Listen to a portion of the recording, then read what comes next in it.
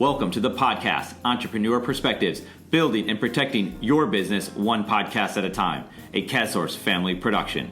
In this episode, we discuss professional baseball, mentoring young athletes, and creating content that gives.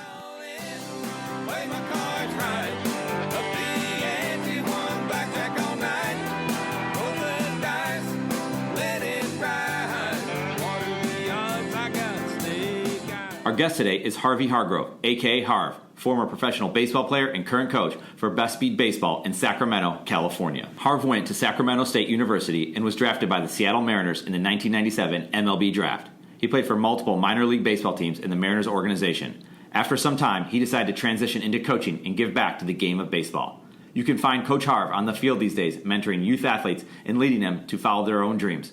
From helping kids improve their performance on the field to helping their mindset while playing, Coach Harv has a major impact on these kids' baseball lives. With Harv's great story and experience, we are super excited to have him on the podcast. Let's welcome Harvey Hargrove. Harv, welcome to the Entrepreneur Perspectives podcast. It is great to have you. Appreciate you having me, man. Yeah, this has been a long time coming, so we are ready to get into it. So you are a former professional baseball player. Tell us about your journey of being a professional baseball player. Man, just that, bro. It was a journey, quite the experience for me. You figure getting drafted in the 6th round out of Sacramento State, right here in Sacramento, California, where I am. You're pretty excited about things. You already look at the team you're getting drafted by, which was the Seattle Mariners at that time, and you're a shortstop and a center fielder that also plays some second base, and you already know Ken Griffey Jr. is there, Alex Rodriguez is there, and Brett Boone is probably at the best time of his career. So right away, you always think of friends that played the game and people that played the game and got traded. So you end up thinking at some point, you know what, maybe I'll get traded to another team if I play well enough, because you just don't see yourself getting to the major leagues with those guys in front of you. At least I did it personally. And you see a lot of player movement happening. The game's different at that time, but you're doing what you wanted to do as a kid. Started playing baseball at 12 years old, and you find yourself in the minor leagues. And when you're in the minor leagues, it's a grind, bro. Don't really get days off, 1 to 2 days off a month if you're lucky. Sometimes you go play 7 o'clock, and next thing you know, you're playing a businessman special, and you're playing a 12-15 game. But it's something that I learned a lot. Anyone that follows anything that I do on social media, I talk about it in parts, and I'm sure it's something we'll get to later. I went through quite a bit of time before getting in a place to be able to coach and mentor young baseball players, so where it was hard for me. I went through a period of time where I didn't want anything to do with the game anymore. And once I finally got over the hurt of not being able to play anymore, and a lot of it was I walked away from the game, to be completely honest with you. But it's one of those things where you're playing a game that you played as a kid. You're now playing it as a young adult and having some success, having some ups and downs. I think that's a part of the process in baseball in general, which I try to teach the kids all the time. But it's something I do over again, where I probably do some things different and some things exactly the same. Yeah. So when did you know that you wanted to be a baseball player? Honestly, probably 15 years old. I knew I was a decent baseball player, really raw. I didn't have I probably didn't look the prettiest on a baseball field. I used a really big glove. But playing in the World Series, we were representing Europe when I was 15 years old. Got sanctioned as a little league. My dad was a military brat, so we bounced around all over the place. Ended up in Germany, started playing at 12, and then at 15 years old, before coming back to the States, we won the European tournament, went to Florida and played in the World Series, and the European tournament was one thing, but then playing in a World Series, you used to see the Little League World Series on TV. It was the younger guys, but to be playing at 15 years old against that kind of competition on that kind of stage, it's something that I think at 12 and 13, you have those ideas as a kid, you know, mimicking certain guys' wind-ups and their stances. And as a kid, you had Darryl Strawberry and Doc Gooden and tons of players that I like. Grew up watching the California Angels.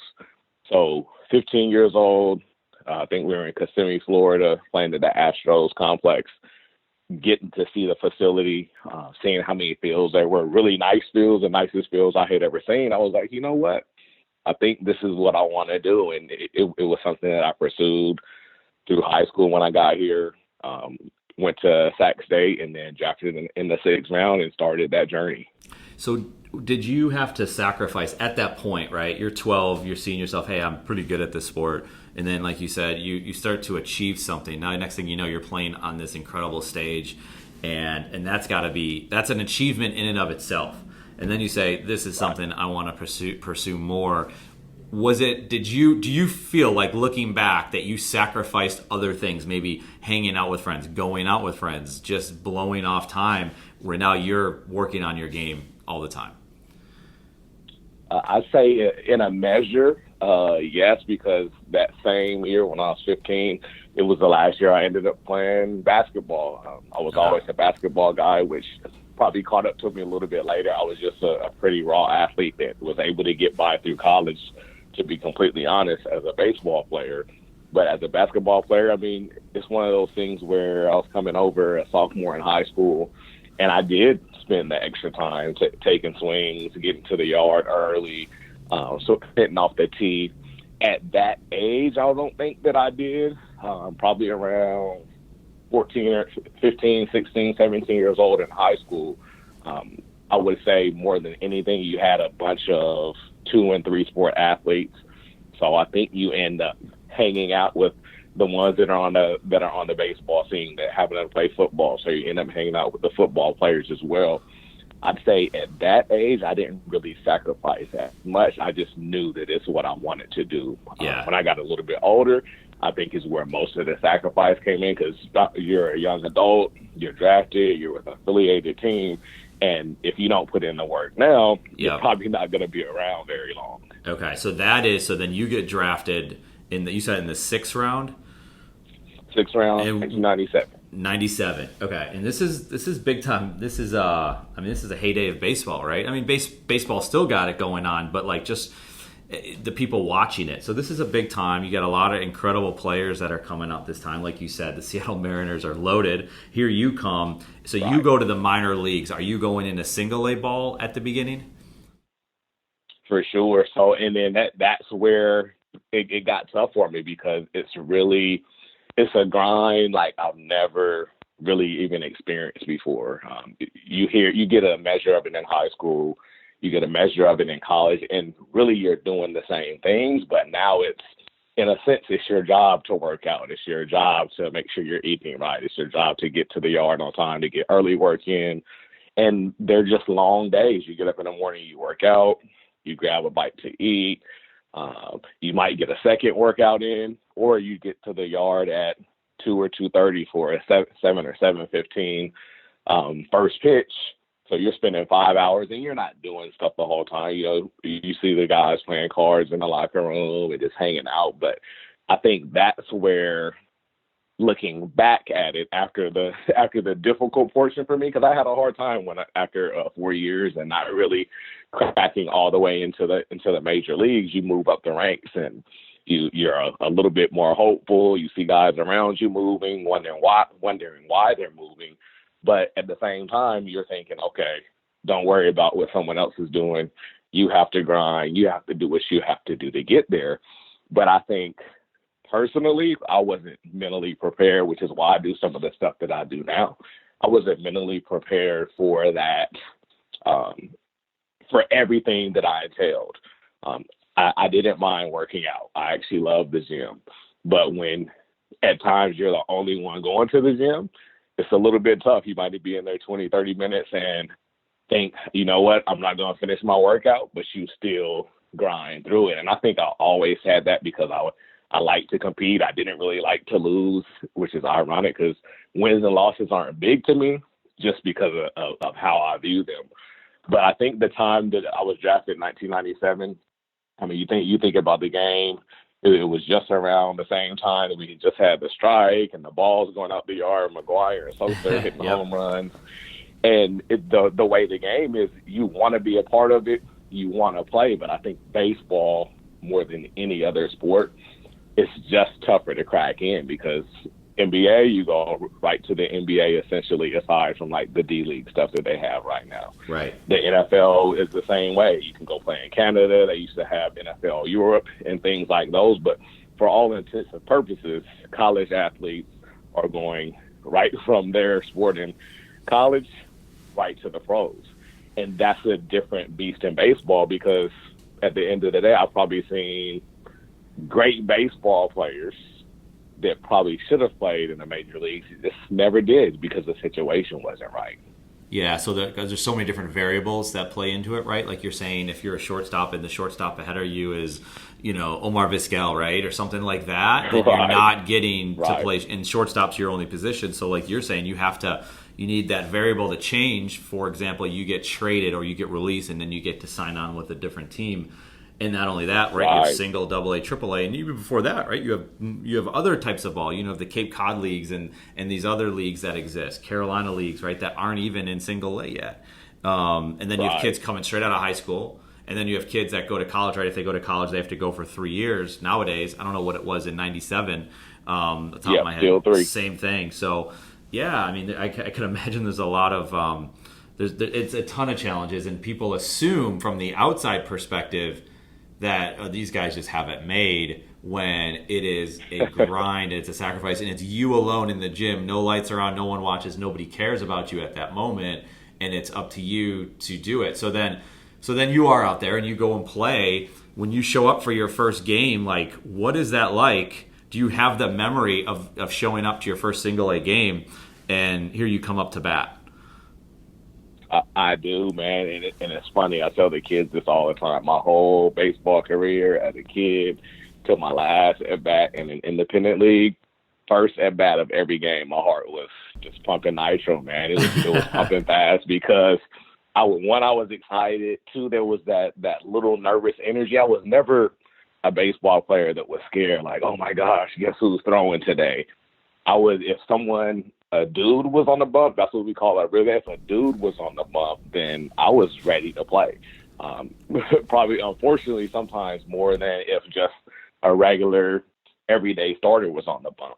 But when I go and think about my first game, man, it's a little bit humbling. I probably played at a better field in college. I probably played at some better fields in high school even.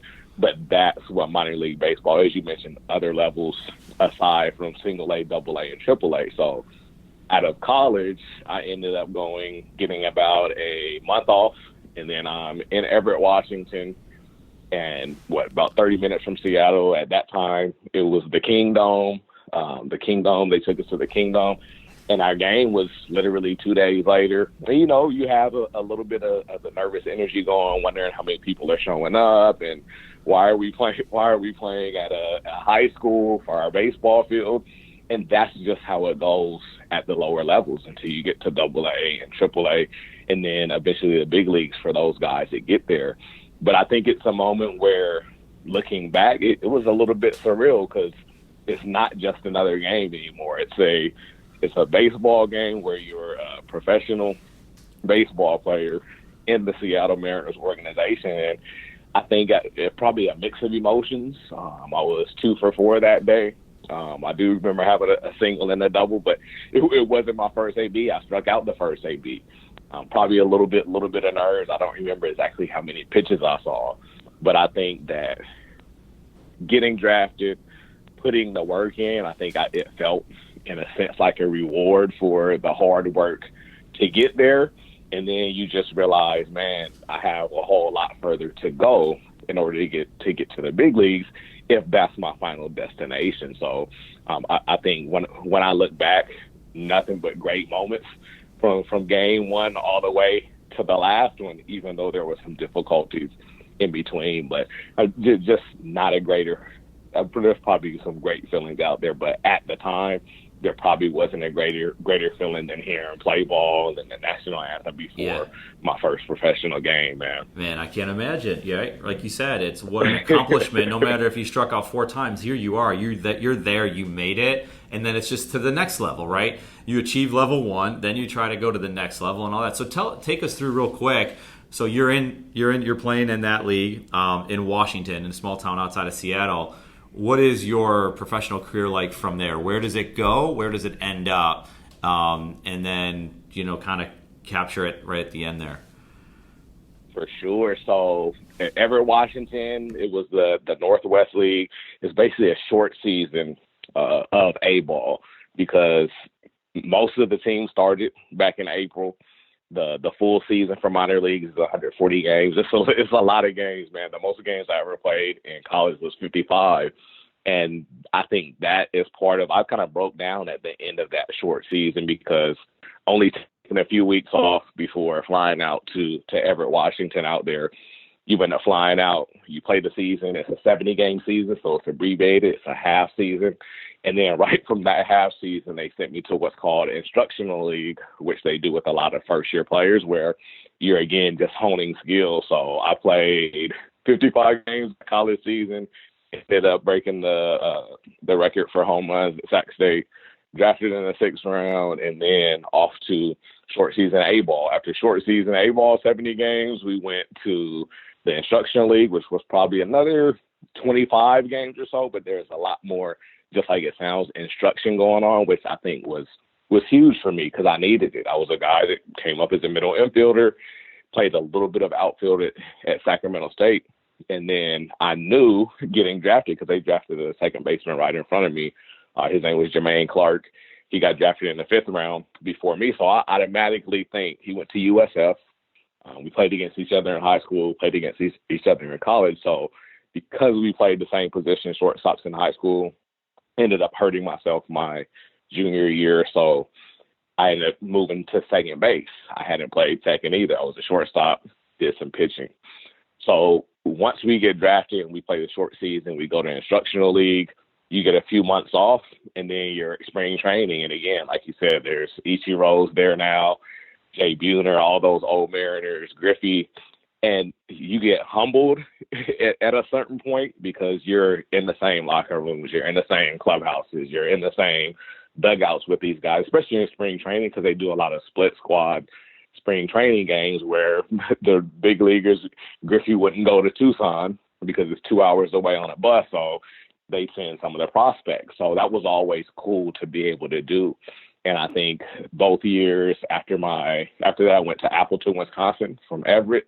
The short season, my first full season in 1998 was in Appleton, Wisconsin, playing in the Midwest League, probably one of my funnest seasons playing in the minors, if I'm honest with you.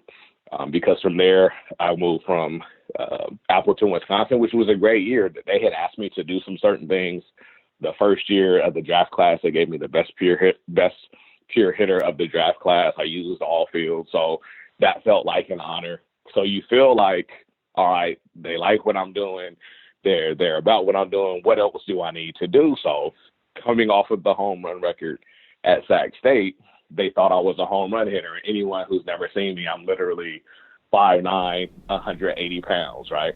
Not a big guy. I'm not the Mark McGuire or Jose Canseco. I just have pretty quick hands. So they asked me to hit home runs going into my second year. We like that you're a pure hitter. We like that you use the whole field. Now we want to see you hit home runs. So I swung for the fences, Eric, and I led the team in home runs, but I hit 240. And that was, for me personally, I was like, you know what? I hit the home runs, but I don't like where the average is.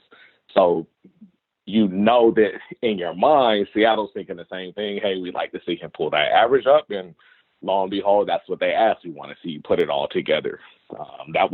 They consider it low A. So there's short season A, there's low A, and then there's high A. There is no low and high double A and triple A. So again, you see the process of steps to get to the big leagues. If you're a high school player, then you end up going right to rookie league, which is essentially, I say that's probably essentially instructional league for the high school players. Right. So after that, the short season with Wisconsin, Appleton, Wisconsin, I go to the California League, which is it's a hitter-friendly league. I played in Lancaster, which is probably about an hour or so from LA.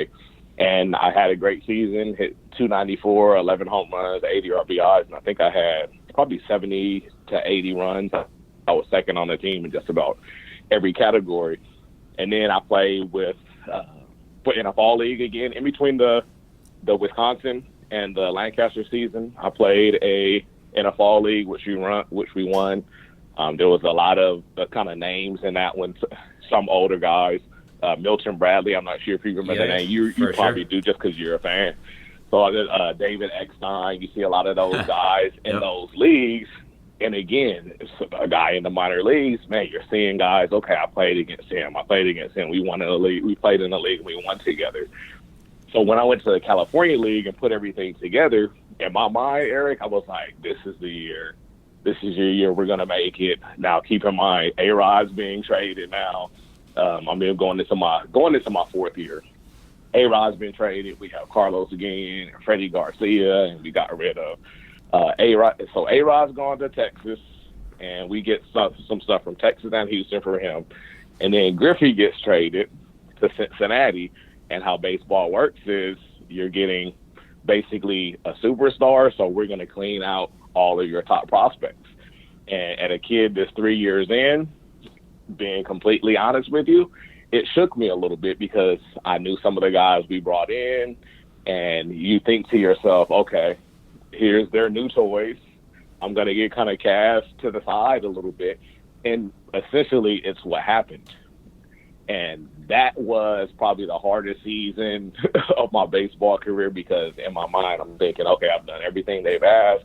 I put it all together last year. And what they did, and I was on a AAA roster for spring training going into year 4, coming off my best year. And they ended up moving me back down to the California League. And again, kind of playing the let's see how he responds. But, of course, Harv didn't know that. Harv's wondering why he's one of the best outfielders in the organization. I've been playing a lot of center field at that point. I played shortstop and second base, more like spot starting, a little bit of third as well. And then you're in center field, you're playing a great center field, and then you get the call in, hey, we're going to send you back down to the California League. We want to see how you handle it. And now I'm not even playing every day. I'm spot starting.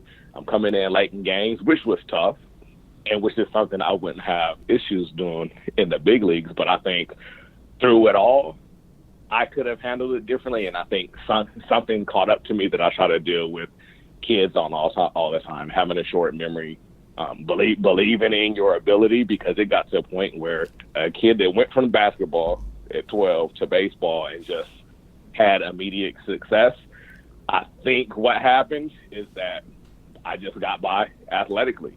And then you get to the big leagues and everyone catches up, or even to the minor leagues where I never played in the big leagues aside from the split squad games. But you end up getting to a point where I don't think I ever doubted my ability, but I think I overthought a lot of things internally. So where when you hear people say baseball, 95% mental and 5% mental, I really believe that because everyone that was around me was physically gifted. And I think what separated them, including myself, is something I can say now that I couldn't probably even 10 years ago, is I wasn't mentally strong enough. And I think that's a valuable tool for these kids because they think it's so awesome that I was drafted, that I played in the minor leagues. And, like, guess what? I didn't get where I wanted to get to because I could have done some things different. I didn't do everything right. So you don't have to do everything Coach Harv does. And I don't have all the answers, but I have some things that can help you along the way because I've been everywhere you want to be. I played high school baseball, I played college baseball, and I'm a Hall of Famer in both of those. And it's not something that it's not a toot my own horn thing because at the end of the day, I could have been better, Eric, I believe. Yeah. So I think that a lot of valuable life experience, a lot of valuable experience playing in the minor leagues, playing a couple years independently, had a couple opportunities to go play overseas, but it was one of those things where if I'm honest, I didn't want to be that that career minor leaguer that at 29 or 30 may get a call. So I called it quits at 26, even though I gave myself to 28 to play. I thought it was more important for me to be with an affiliated team instead of playing overseas or something like that. So that's the route that I went. And at the end of that journey, it basically ended with not watching baseball for about 8 years because, you know, you're upset and you're bitter at what didn't happen. And you should have did this, and Seattle did this to me. In 2010, the Giants were winning their first World Series on that run they had. And I probably caught the second half of that season, started loving the game again slowly. And then as you see how long it took, 2002 was my last year playing baseball. And I believe last January of 2017 is when I finally got back involved. I had some great friends around me that kind of talked me into it. Sat down and talked to some little league dads about what they could do to help their kids learn and develop. And I absolutely loved it, man. So I've been doing it ever since. Man, it's an incredible story because you had this incredible success. You persevered so much to even get to that level, because then you have to think about all the people that didn't make it to where you made it to. And Right. the numbers of those people is far greater than the people that don't make it to the major leagues, right? You go to any local ballpark Absolutely. now, there's kids everywhere, and all of their dreams are, I want to be in the big leagues, or I want to play professional baseball at some level. And there you are playing professional baseball in all these different leagues and have all these incredible stories and meeting people from all over the country and the world. And then before that, you played in Little League World Series, right? It's incredible accomplishment, but I get it because you get so far and it's to that next level, right? Now you're level 10 and you want to get to level 11 and you just can't crack through. And there's so many different variables that are things that have nothing to do with you and things that have everything to do with you, right? But nobody cares. Nobody cares. And we talk about it in business all the time. You know, if you're a sales representative, you have to go out and make it happen. Yes, there are variables, whether your products are good, whether the city that you live in is a good economy, whether the government allows you to do what you need to do. But then at the end of the day, you have to figure it out because there's two sides of it. And what's cool, though, is you realize the things that maybe you could have done better. And I see you all the time now on social media, and just you've already brought it up a couple of times, that you're now helping other people. You're helping younger people. So you went through this journey for yourself, and then you're taking that and then, you know, you're spreading that to all of these other people and all these other kids. And I see how the kids in these short little video clips that you have out there, how they respond to you, how they react to you, how good they've become. And they need these lessons. They need the people that it's not all sunshine and rainbows. Like, it is sitting in the gym by yourself for 30 minutes. It is being told no, that you're not going to do it, or you can't do it, or all these different things. It's all cliches in a lot of ways, but in a lot of ways it's not. It's the real world that we live in. And truly nobody cares but maybe a few people, and then, like you said, your friends or your family or someone else. But now you have this incredible support group, and now you're giving back to the game of baseball, which clearly is needed. It's needed in all of these different sports, because for every baseball player, there's a soccer player, a football or basketball player that has a similar story, different but similar. And so Absolutely. I think it's awesome what you're doing. So let's talk about the kids for a little bit. Like, what age group are the kids that you work with mostly? Are you doing single? Are you just doing individual training? You're coaching these teams? Like, what's going on with these kids? For sure, man. So it started with an organization called Show California. They're huge in Southern California. They're a little bit smaller in Northern California. They needed a middle infield guy. So I basically joined them right in January of 2017. Worked with 10 to 14-year-olds up to high school players. Can't really do anything going up to the high school season unless they're going to be freshmen. So I have 14 and 15-year-olds, which are freshmen and sophomores, once the summer started, after working with the 10 to 14-year-olds. And then right away, I saw myself at 12 years old, man. Some kids with a lot of ability, some kids with not that much. Okay, we can work on your feet, we can work on technique and get you better. But there was one thing lacking for me, especially for 14 and 15-year-olds, because I think, okay, they're high school players, so they're ready for high school baseball. And it's not a knock against the players. It's not a knock against all the wonderful dads that spent the time going out playing catch with their sons, which was awesome, but they didn't really get taught how to play the game. And something that was glaring to me with 14 and 15-year-olds. And I'm worried because I'm like, man, these guys are in high school and they're not really fully prepared to play high school baseball. And I'm not talking ability-wise, hitting, catching, pitching. I'm just talking about knowing the game, the little nuances of the game, moving runners over when you need to, making sure you get a run in, to where I think we watch guys like Steph Curry on a basketball court, completely different, do the crazy things that he does. And you kind of want to be that guy. You want to get the game-winning hit. You want to hit the double to the gap, the single getting beat in, the Texas leaguer, as it will, isn't really that glamorous. So when I'm looking at these 14 and 15-year-olds, the first thing I think is, okay, I can help them, but I can only help them so much because they're already in high school. Whether their high school coach is good or not, I don't know. But I started watching 14 and 15-year-olds play baseball, and my main thought all the time, and I'd always say to my coach, I was like, man, they don't really know the game, do they? And it became a consensus that they're not teaching the game of baseball right. And it's tough because there's travel baseball academies and travel baseball teams that use high school fields and youth fields all over Sacramento, all over Northern California, all over Southern California. But I think there's a lack of attention to the details. So, I actually left that organization partially because I had to drive about an hour to an hour and a half daily for practices and workouts and things. And I actually went to one academy and I took one 12-year-old all-star team who is now a 13U team. And I coach at Best Speed Baseball, which is another academy. And I work with 12-year-olds there. So for me, I thought it was good to take the 12 and take the 13-year-old who are going to be a freshman either next year or in 2 years and really get into the nuts and the bolts of baseball. And it started with just watching them play. If I'm honest, I literally sat down. I didn't say a lot. I told them what my signs were, and I just observed. And I think what happened for me was kind of a beautiful thing because I had never seen it from a coaching purview in that way. I had played the game. I had sat on the dugout, but it's just different when you're not putting on a glove and you're not putting on a bat. You can't go make the plays for them. They make a mistake. You tell them, you know what, you're going to get another one. So with the 12 and 13-year-olds, one, I think mentorship is important too, because they're looking to someone that's played the game. The very first tryout we had with the 12-year-old all-star team, which ended up being a 13U team, they asked, where did you play? How long did you play? Oh, you played at Sac State? That's awesome. Did you play in the minors? Oh, and it was like I played in the major leagues, man, to them, to a 12 and 13-year-old. Sure. So I put myself in their shoes. I'm like, it makes sense. If I ran into a guy who was my coach that was in a locker room with Ken Griffey Jr. and A-Rod, it wouldn't matter if he made it to the big leagues. And are you serious? What was that like? So right away for me, it helped me even with having the 12 and 13-year-olds because I saw a hunger in the kids that, you know what, I want to learn everything I can from this guy.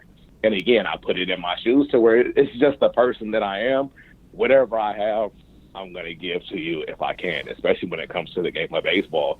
Because if you want to know how to succeed at the next level, I can get you all the way to the minor leagues. I've never been to the major leagues, but if you get there, you come back and you tell me what it's like, because I only had a small measure of that. So I think just the day-to-day for me, it caused me to not only capture some of the things. I do private lessons one-on-one along with the two teams that I coach. I do personal development and I do mental sessions because I do believe the mental side. And again, they're 12 and 13-year-olds that go through the ups and downs of life. And if I'm honest with you, Eric, this world is so much different than it was at 12 years old for me. And I laugh sometimes because I think about their attention spans and they love video games and their phones and Instagram and Snapchat. And it's like I'm having a conversation with them often. And a lot of times I have sunglasses on so they can't see my eyes, but I look out and 3 to 5 minutes into every team talk or discussing the game yesterday, I end up losing half of the kids because it's just a different generation. And I tell them all the time, I was like, those of you on this team or that are listening when I'm talking. And again, I don't talk a lot, but I can at moments depending on what the topic is. But I always tell them, those of you that lose me at that 2 to 5 minute mark, you guys aren't going to capture as much as someone that can stay in tune for 5, 10, 15 minutes, because they're just by default going to catch more. They're not I literally look at them. They're looking out into the field. They're watching they're watching birds fly. And I'm like, they're 12 and 13, so I get it. But which one of you guys want to get better at baseball? And I think that's what I love doing the mental sessions, because sometimes they can't make it on Sunday nights when I do it. So we reach out for the one-on-ones, and because I've seen them for so long, I'm able to break down certain things with their swing or how they approach. And Eric, it's not weird. It's just an interesting purview because I'm seeing it through a different lens. I'm almost seeing it as a fan and a coach now rather than play, because part of the reason my Achilles is the way that it is right now and I'm rehabbing it is because I always tried to show it physically. And, it's been a wake-up call for me that I can't do everything physically anymore. I'm 42 years old now.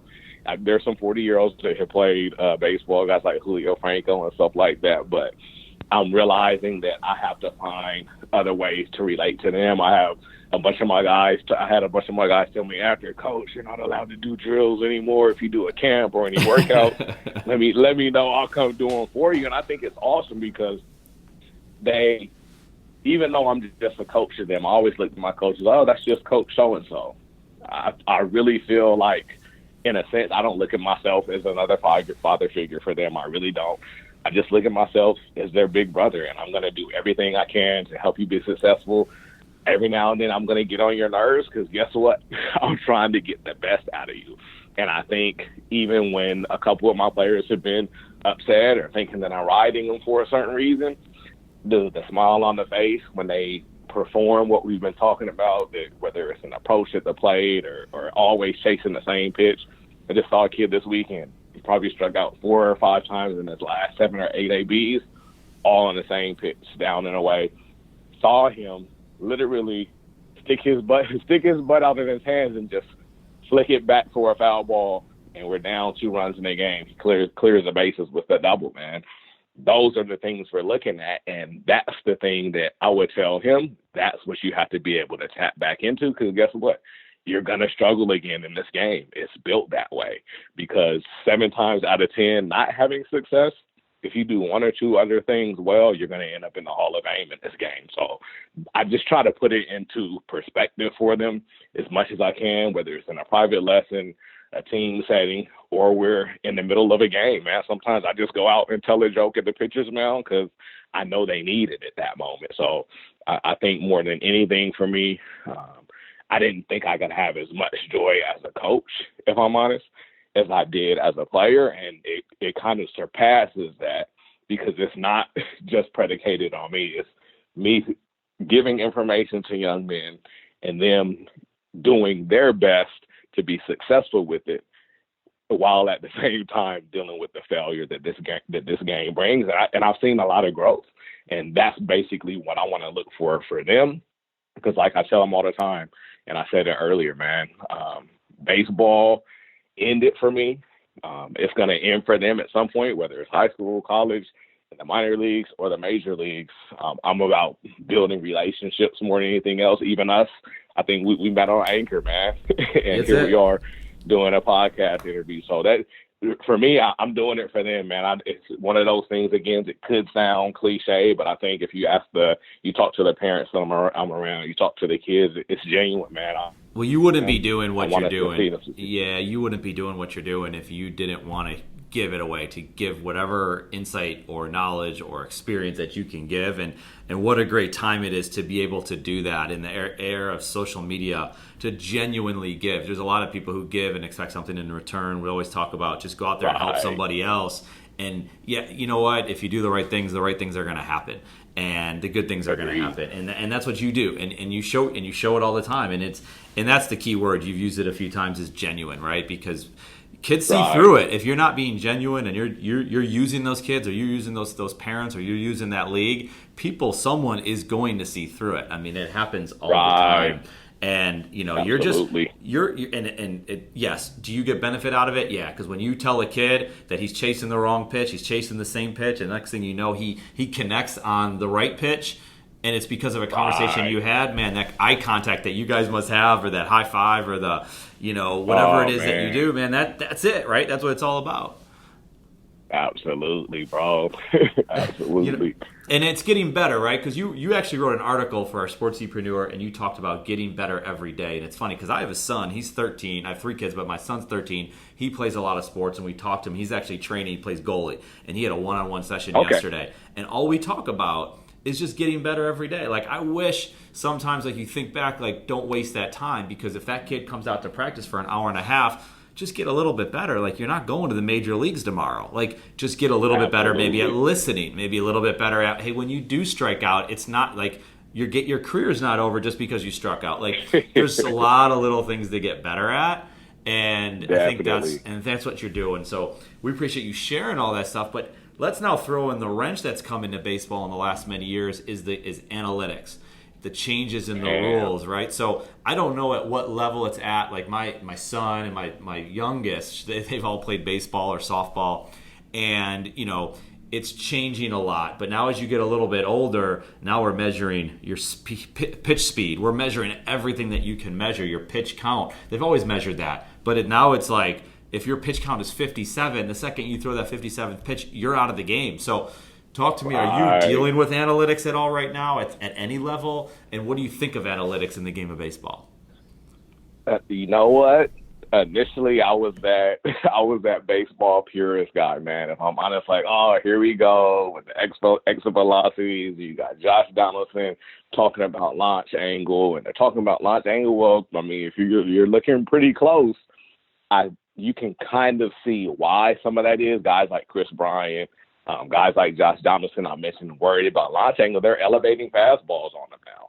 I think that, one, the analytics is going to be good because in this generation that we're in, just like we were talking about earlier with these kids and technology, they want results like right now. They want to know if they're hitting the ball hard. They want to know if they're barreling up baseballs and making solid contact, or if they're just putting the ball in play, which, again, is baseball 101. You want to put the ball in play because things happen, and it spins right over to how the game is played right now, where kids have a hard time playing catch because they don't really participate in real baseball workouts everywhere that they go. It's just about coming together and let's play a game, which is awesome when you're playing it right. But I think the analytics part, we see it all the way at the youth age right now. So we have hit tracks at a couple of the places that I do private lessons at, and they have it all the way down to a science, just like the little golf simulators where you can play at Fenway, you can play at PNC Park. You can basically play wherever you want. It shows you how far the ball went when you're hitting just in batting practice in a cage. I think it's cool for a bunch of reasons. But I guess I would say initially, I think you could get carried away with it because I think that people do. But I think it's no different than someone just goes out to the yard. If my regimen was go out, take swings off the tee, take soft toss, take front toss. I didn't really need that feedback of this is how far it went. This is your exit velocity. Here's the angle it was at. I mean, that's awesome to know. Okay, that's pretty cool. But for me, I want to see a line drive that hits outfield grass somewhere to simplify it. And I think that it's something that's not really going to go anywhere because the day and time we live in, again, to reiterate, they do want that instant feedback, which I think is a good thing because that's where me initially having that baseball purist mindset of, you know what, just throw the ball and hit the ball in a sense. I see the way that these kids are, that it might be something that they need. That sometimes they hit a ball and they might not think, hey, you know what, you're a little upset right now because you got beat in a little bit, but look at your exit velocity. Look where that went. Do you think that's a hit? Do you think it's an out? It gives you tools, I believe, at all levels, the youth level, high school, college, and professional, to get you some immediate results to know what you're doing. Because even though I haven't dove into it all that much, I see it. We have hit tracks in the places we go to. I just observe more than anything, and I think that it's basically here to stay, man. Any kind of gadgets I had guys at practice yesterday, Coach, do you have a radar gun on your phone? Because they want to know how hard they throw. And I don't think there's anything wrong with it.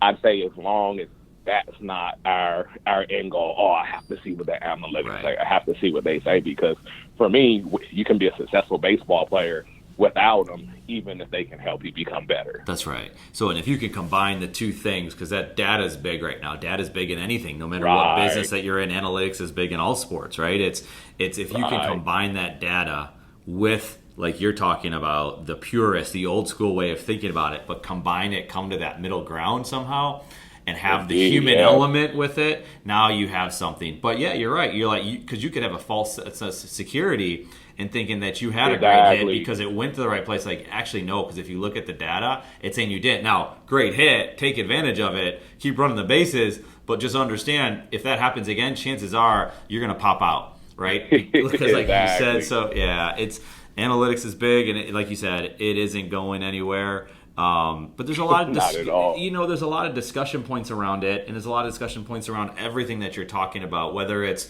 you talking about your previous career on this podcast, or you at a practice and showing the kids and showing a walk-off win or a loss, or a coach discussion, which you do, or just kids running the base, of just being out in the fields, and here's the field we're playing out. This is an amazing field. This is a terrible field. Like, all these different things. It's all content. So you're creating, I don't care if it's a picture, audio, video, all this, like, you're creating content. Why are you doing it? Are you like, tell us a little bit, like, why you enjoy this part so much of sharing of the different things that you and your team and all the things that you're going through are doing? Right. I think it's important for, one, the kids that I'm with. I think it kind of like the analytics thing. It kind of fits in the times. I joke about it all the time with a couple of my guys, Voss and Jimmy from CHH Today Sports, that we do the social media stuff for too, because at the end of the day, that's what the kids are doing. I didn't consider getting on YouTube, and now I'm probably going to end up doing it, because ever since I started with the 12-year-olds at Best Speed Baseball, they keep telling me, Coach, you need a YouTube channel. I'm like, for what? You guys see me all the time. You know what I mean? But, I mean, I'm a basically, when I talk about the big brother thing, too, I'm basically their big brother that does the exact same things that they do. I'm sure you've seen some of it. I still play PlayStation, you know what I mean? I play against them. They're like, oh, Coach, I'll smoke you in MLB The Show. I'm like, oh, you might, but you might not. So, so we end up playing. And I think that for me, it's another way to engage with them. I don't know all of their friends that they play, but I kind of started listening to them. You know, you get in a situation where, oh, I'm the coach and I'm supposed to be disseminating information and teaching you guys what to do and how to do it the right way. And I had to finally listen to them and get a YouTube channel. I wasn't really on Instagram like that. I wasn't on Facebook like that, because I was a little bit older. Social media has been around. I mean, you have an account, but you don't really gear it towards anything, right? Hey, here's my family doing this, and here we are next week doing this thing. Now it's, you know what? Let's push it in a certain direction. And for me, I'd say this, Eric, is there's, as I stated earlier, tons of people doing travel baseball and baseball academies. And again, not a knock, but if I'm a dad that just went out to play catch with my son tries out for a team and he doesn't make it, and I decide to make my own team and grab some of his friends, and I don't really know baseball the way that I should, then I'm probably going to end up teaching my son, and by extension, his peers, the wrong way to play the game, or they're going to be lacking in some areas. And at the end of the day, that's what I see. I think high school baseball, the level of it has dropped down tremendously. Again, it's not a knock to what anyone's doing or how they're doing it. And I don't even necessarily think that my way is the best way. But when I look and see what's going on in the game, how it's being taught, my first thought is, okay, that's probably not the right way. And I have a way that may be different for you. If you and I were both middle infielders, we may feel a little bit different and our lingo may be different on explaining how to turn a double play from the shortstop side and even the second base side. Our technique may be different, but at its core, it should be similar. And what I found is I go and talk to guys, and I just say it. And I think one of the guys, he won't be mad if he hears it, Dave, with the Sacramento Hawks team that I coach. The very first day we did ground balls, I really wasn't even hitting ground balls very hard, if I'm honest. And he's like, man, I can't believe how hard you were hitting the ground balls to them. I can't believe they stayed in front of them. And I'm like, wow, we have work to do. Yes, we have work to do. So in a nutshell, that's why, man, the way baseball had been taught from my perception, the way I saw them, again, little things, footwork is the most important thing, I believe, for an athlete, because if your foundation is off, everything's going to be off. And I saw some really good hands, but I saw some really bad feet, which prevented them from getting to balls they should have gotten to, from getting to routine ground balls properly. So I just think from that vantage point for me, looking at the game, and like I said, having the 14 and 15-year-olds first, which were older and not ready, I'm like, oh boy, you know what? Let's go back to 12, 13, 14. Let's see what we can do to prep them properly for high school baseball. And I'll be honest, Eric, it's been a challenge at times. A lot of it has been rewarding, but baseball's repetition. It's a game where you're doing a lot of the same things and actions and motions over. And I think muscle memory is a real thing that people don't really talk about. If I'm a kid that's now 15, and since I was 10 years old, I have bad swing mechanics, it's probably going to take me a while to learn how to hit the right way. And I've seen it where guys are standing absolutely still with no movement in their foundation, not on the balls of their feet. So I think that's the reason I'm doing content. That's the reason I'm coaching. That's the reason I do private lessons. And I try to do them at a better price. There was a book that I read last year that pushed me in that direction that, you know what? I see what they are charging people out here. I could charge that, but why? Charge less, give them a better lesson, and then maybe they'll come back and want to work some more, because I don't want to get rich. I don't want to get rich doing baseball. Do I want to have my family provided for? Absolutely. That's part of the reason I left my job in September of 2017, to be able to do it more. And it's been gradual, but that's all a part of not just being out there at the fields, but also, like you said, having a social media presence on Instagram and Facebook and the like, and YouTube coming here soon, just to get that information out there. Well, people need it. You know, you keep building that brand, and you said it because we've seen it. You know, and it's important, right? You need volunteers in these sports because there's just not enough of you to go around. So you are going to have dads or moms and someone out there coaching the kids, and they might not have the background that someone like you would have. It's impossible to find all those guys because sometimes they leave baseball and they just want to be done with the sport. I've played this sport for 15 years, 20 years. Get me out of here. Like, I just got to leave, and they're not going to get back to the game. Right. And that's okay too. But you're right, because people are being taught the wrong way, and that's an issue, right? And now these clubs are getting bigger. No matter what sport you're in, basketball, baseball, soccer, man, you show up and I'm just like, hey, I played a lot of soccer growing up, but people played it a lot longer and have studied the game. Those are the people that I want talking to my son or my daughter or daughters about whatever it is that they're doing and learning the right way. Not to say that you have to go get a scholarship and go Division I and go professional. It's nothing to do with that. It's like, if you're going to play it, you might as well play it at the highest level and have fun with it. Play the highest level is like the highest level that you can play it at, even if you can't even swing. Right. But do you know how to swing properly? So the fact that you're out there creating this kind of content, first of all, is you're giving it away. So I could go watch it and I can learn from it. Or then it's just, hey, I got a kid, and that's the guy I want coaching my kid. And I can hit you up on Instagram, next thing you know, and hey, we're going to have a practice session. Now you have a new client because of that. Right. So I think it's awesome. I think you're doing all the right things. It's been fun to watch. Like you said, we did meet on Anchor, which has become more of a podcasting platform now. But, you know, there's ways to meet people. Say, well, social media doesn't work. I'm like, you're in California, we're in North Carolina. It's like, here we go. Right. Building a relationship, doing different things, and just having fun with it and not overthinking any aspect of it. Just, it's a slow, like you said, get better every day. And So it's pretty awesome. I appreciate you coming on here and just being candid with your stories, like you said, just being honest with us and telling your amazing stories and the trials and tribulations and the successes that you're having now. So we do appreciate that. What I like to do now is get into like the more rapid fire approach where we just hit you some questions and you come back and we just move through them quickly like we're just doing some soft toss. Sound good? All right. Sounds good, man. All right, here we go. So what is the favorite stadium you've ever played at? Man, it's probably a toss-up between when I played in Appleton, Wisconsin, but I'm going to lean with Camden, New Jersey, man. We were in the independent league, and Camden, New Jersey, nicest yard I've seen. There's a nice bridge and center and left center field. Camden, New Jersey for the win, man. There you go. So you've been to a lot of cities, New Jersey, Wisconsin, and California, all the cities and all the small towns in those places, and you've been many other places in Germany. What is your favorite city of all of them to travel to? Man, if I could, I'd go back to Germany, man. Kaiserslautern, Germany. I actually left there when I was a freshman right before we went to the World Series, man. It's just a place where, one, I think it was a time in my life where it was perfect to be in Germany from 12 to 15 years old, so I'm going back to Germany to hang. Yeah, there you go. So what is your favorite thing to do to kill time when you're traveling to Germany or whatever it is that you're sitting in the clubhouse, you're playing cards. What is your favorite thing to do to kill time?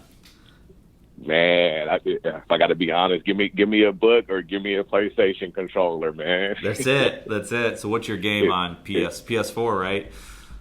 Yeah, PS4, mainly the sports ones, man. Yep. Madden, MLB of the show. I play some FIFA. You know, the World Cup's going on right now. And then I play a couple story mode games too, like Uncharted. There you go. So if you weren't coaching baseball, which I know you are, and it's a big part of who you are, but if you just weren't, if I was going to take you out of it, what career would you be in? Honestly, I probably would be a high school English teacher, man. That was my major at Sac State. I wanted to be an English teacher and coach baseball. Just always had a passion for reading and thought and writing down your thoughts and the discussions after reading books or essays. So probably a high school English teacher, man, Mr. Hargrove. There you go, Mr. Hargrove. And then when you go out to school, like you're at to school to practice, you're asking these kids, what books have you read? What book are you reading, right? Exactly. Yeah. Yep. They all need to read The Mental Game of Baseball, man. Every one of them. Well, so let's jump to that question. That one's coming up. So what is your favorite book that you read in the last few years? Last few is probably going to be The Go-Giver, man. And I always forget the author, but it was titled The Go-Giver. Yep. And it basically is kind of like my mantra that I have right now. I know I could charge more for the lessons and instructions that I do. I already had that heart, and I think reading that book, I read it in about a day and a half too. It's not very long, but it basically was just the power of connecting and relationships, man. Offering more value than what you're asking someone for. And I think that it's paid off. And again, it goes back to the genuine thing. I think people can pick up on that. I usually do. I've had people ask me point blank, like, "Hey, Harv, what's your end game here?" And I just want to see better baseball in Sacramento. You know, I don't need Harvey Hargrove's baseball school. I had the name in lights a couple of times. It was cool, but you know what? It's their turn now. Yeah, that's very cool. So did you read that book is it hardcover, paperback, Kindle? It was a paperback, man. Okay. So I like to handle it, man. Yeah, I like to handle the book if I can. There you go. So, but you're using social media, a lot of different apps. You've mentioned Instagram and some of the other ones. What is your favorite social media app today? Man, it's got to be IG, man. It was Twitter for a while, and they kind of got on me for that. Like, Twitter, why? And I think I just liked it because it kind of kept me up to date on everything. Yep. I slowly got onto social media because it wasn't really my thing, and I was like, let's try this one out. And Instagram was really slow. It's going through a bunch of facelifts. Yep. But I think we're exactly where we want to be, so definitely Instagram. Okay. So you listen a lot, right? You're traveling. I think after you get off here, you got a 30-minute drive. Maybe you're listening to some podcasts. What is your favorite podcast platform to use? Right now, I got to go where we met, man. Anchor. Do you use Anchor? Yeah, so you're using it still, and you're getting a lot of new podcasts or catching your favorite podcasts there? Indeed. So And with me, I use it, but sometimes I record other places and put it on. I think it's just because for me, it's where it all started as far as a podcast. I had a good friend of mine who's probably the podcast I listen to the most of us here at Cornerstone as the Grow the Heck Up podcast. I know every now and then you guys probably see me with a Grow the Heck Up hoodie or T-shirt on. So he just encouraged me one day. He's like, man, you're passionate about sports. You're passionate about music, some different things in life. He's like, why don't you just hop on and see what happens? And it's been awesome, man. I met you on there. I met Shane, who does the Game Time Guru podcast. I know he's been on the show. He's another one that I listen to. I like his perspectives. I love being able to connect in other ways and get information besides just sitting and watching TV or driving, listening to AM radio, especially when I've had connections with people like you and John and Shane over at Game Time Guru and other friends that I've met through social media. It's like the world has expanded. Yeah. I can listen to you. We can have conversations. And you're, like you said, you're in North Carolina. I'm out here in California right now. Yeah, it's a different world, right? Different from when you got drafted in 97. Much different. So let's get to the good stuff. So you played for the Seattle Mariners organization. You play on many different teams. You're obviously a big fan of sports altogether. So right now, from this point forward, I'm going to allow you to root for one sports team for the rest of your life. In this little world that we're talking about on this podcast, you can only pick one sports team to be a fan of. What team would that be? Man, and they're already my team, and I think we're on our way back, even though the Rams look really tough. Give me my Niners, man. Yeah, there it is. San Francisco 49ers. There you go. Well, I mean, they look good, right? Garoppolo, and all of a sudden now they're climbing the charts. Like maybe they're the team that's going to win the NFC West. I know, man. I think LA is realizing that, man, because they're loading up. They added Ndamukong Suh. They added the Peters from Kansas City. They're gonna be tough. And Talib, as a matter of fact, man, they're gonna be tough. And I think the way that they tried to build to make sure that they're able to slow down Garoppolo, it says a lot, man. I mean, I know it was only 5 games last year, but any Niner fan that isn't excited about what they saw, I mean, I'd be pretty surprised. Yeah, that's an exciting time for sure. I mean, they hit the skids a little bit, but that's what it's all about, right? It's an up and down roller coaster ride. Whether you're playing sports or an entrepreneur or creating content on social media or whatever it is that you're doing, you're 12 years old trying to hit a baseball.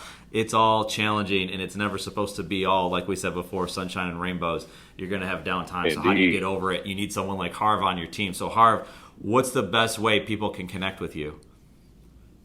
Social media, most likely Instagram at Seek First Sports. That's SEEK, the number 1 ST Sports.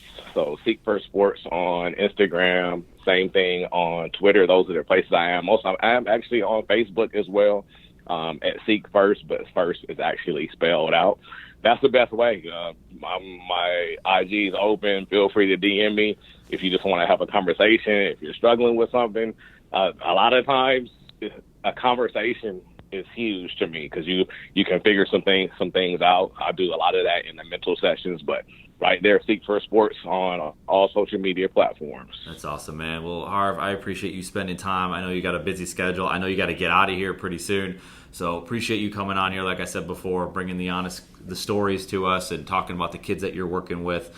We appreciate it all. We will definitely be in touch, and thank you again for being on our podcast. Appreciate it, Eric. You have a great one, man. You too. Harv, it was absolutely awesome having you on this podcast. From the passion and energy Harv brings on and off the diamond, Harv is an individual you need to follow. The perspectives from Harv on following your passions and mentoring others are now perspectives you as a business owner and entrepreneur can use for yourself. And for that, Harv, thank you. And for anyone looking to learn more about Harv and his baseball journey and his mentoring of young athletes, feel free to contact him. If you have questions, feel free to reach out to me directly. You can contact me on Twitter at Eric_Kaz or the same name on Instagram, or you can find us at KazSource.com with links to us on the different social networks. Thank you for listening to our KazSource podcast, Entrepreneur Perspectives, building and protecting your business one podcast at a time. Until next time, we're out of here.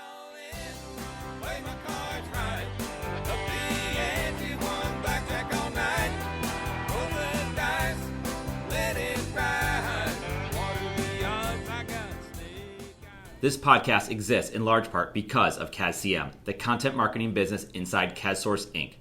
CASCM is excited to bring the content marketing services used at CADSource to you. Learn more by visiting CADCM.com. Thank you so much for listening to this podcast. It's a big deal to us. We hope you found value in it, and if you did, we would be incredibly grateful if you gave us a review on iTunes. Remember to subscribe to this podcast, and feel free to share it with anyone you know. More than anything, thank you again for listening. We appreciate it.